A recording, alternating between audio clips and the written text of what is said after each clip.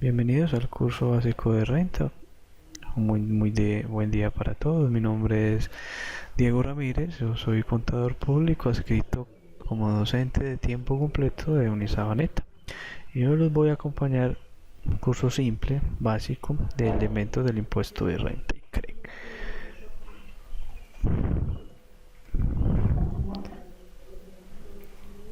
Hablemos que el impuesto de renta se define como un gravamen de carácter directo, que recae sobre la obtención de rentas en un periodo gravable, puesto creado ya a lo largo de la historia, con bastantes modificaciones, sobre todo en años recientes.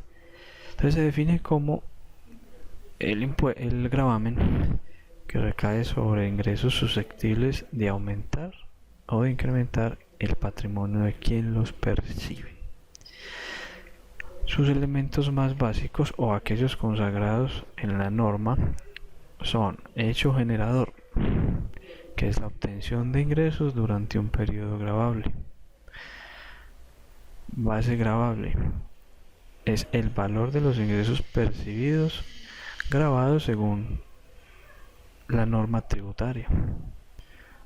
El sujeto activo, quien es el acreedor de la obligación sustancial, el Estado en cabeza de la administración de impuestos. Y un sujeto pasivo, que se podría clasificar en obligado directo, aquel que asume la carga tributaria, y en un no contribuyente, que ya en su momento explicaremos en qué consiste cada uno de las categorías. Hablemos entonces precisamente de los obligados. Hay dos grandes grupos. Uno, clasificado como contribuyentes, que son aquellos grupos de personas naturales y jurídicas quienes asumen la carga, tienen que cancelar el tributo al Estado y adicionalmente cumplir con unas obligaciones formales establecidas por la norma. A su vez, estos contribuyentes se clasifican en dos: personas jurídicas asimiladas o sociedades y asimiladas, y personas naturales. Las asimiladas o las sociedades tienen la obligación de declarar y al mismo tiempo de cancelar el tributo según como corresponda en la normatividad fiscal vigente. Y los contribuyentes no declarantes, que se encuentran en dicho grupo, las personas naturales que no cumplen con los presupuestos de la ley para liquidar el impuesto. Cabe recordar que ante la norma todas las personas, en caso de las naturales, deben cumplir con su deber de tributar trasladándole una parte de sus ingresos al Estado. Por eso se habla que todas las personas naturales están en la obligación de tributar. Y hablemos de ese grupo de sociedades y asimiladas. Uno principal, que son las anónimas, y las otras, las de responsabilidad limitada. La gran diferencia entre las dos es la responsabilidad que asumen los socios cuando crean la sociedad. Si se habla de una limitada, si bien la norma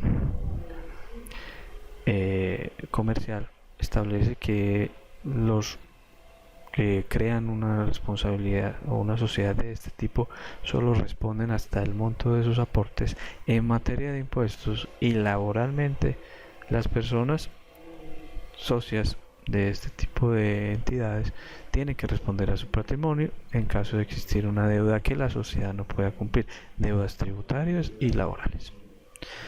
En cambio, las sociedades anónimas, independiente del monto o de la sociedad que se constituya, sea SA, en comandita por acciones o sociedades anónimas simplificadas, ellos sí responden hasta el monto de sus aportes. Aspecto importante si se quiere analizar antes de tomar una decisión sobre el tipo de sociedad que se debe crear.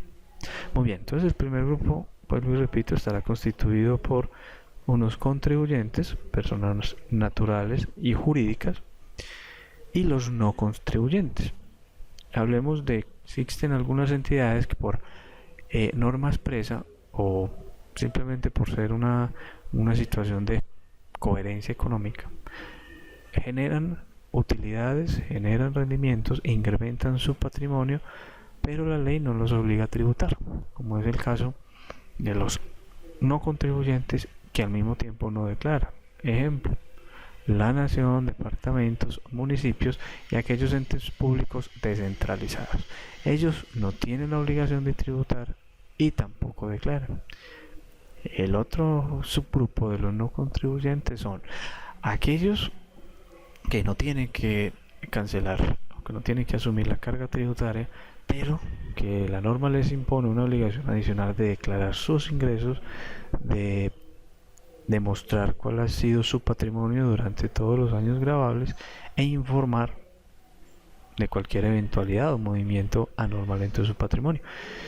Entre ese grupo, que también es muy amplio, se encuentran los del artículo 19, régimen cooperativo, asociaciones, corporaciones, que si bien la norma misma los clasifica dentro de un grupo especial,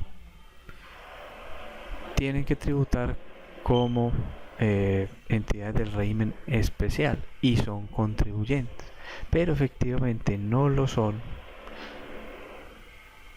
las iglesias, los movimientos religiosos, las universidades públicas, que no tienen que asumir la carga tributaria, pero que al mismo tiempo deben diligenciar un formulario para informar sus ingresos durante el respectivo periodo gravable.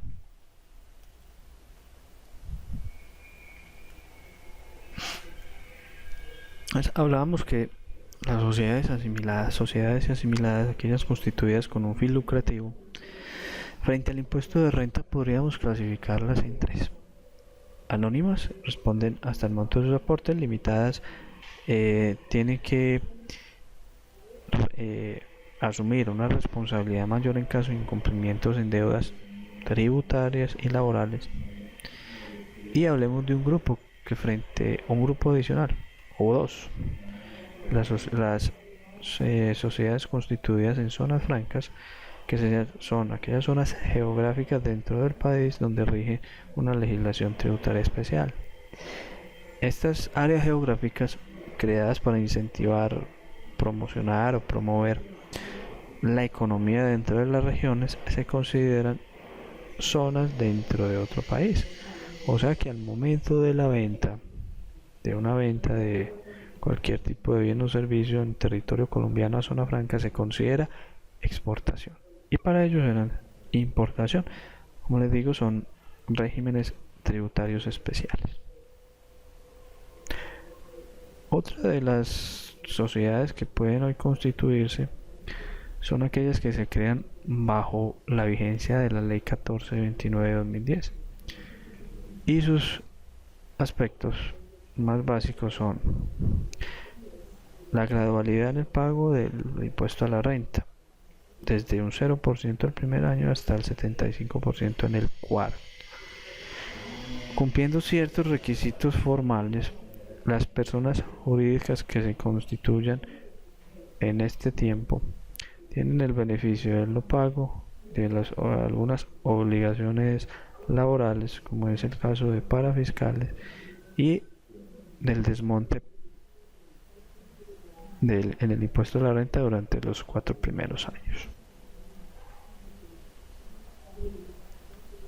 Otro régimen ya bastante amplio es el de las personas naturales, que luego de la reforma tributaria Ley 1607 del año 2012 tiene una amplia clasificación con unas normas que ya trataron de reglamentar.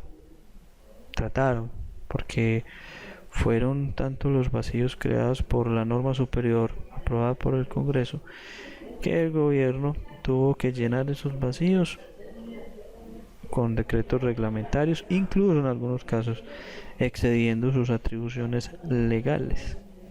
Entonces, para efectos del impuesto a la renta se clasifican las personas naturales en tres: empleados, trabajador por cuenta propia y otros.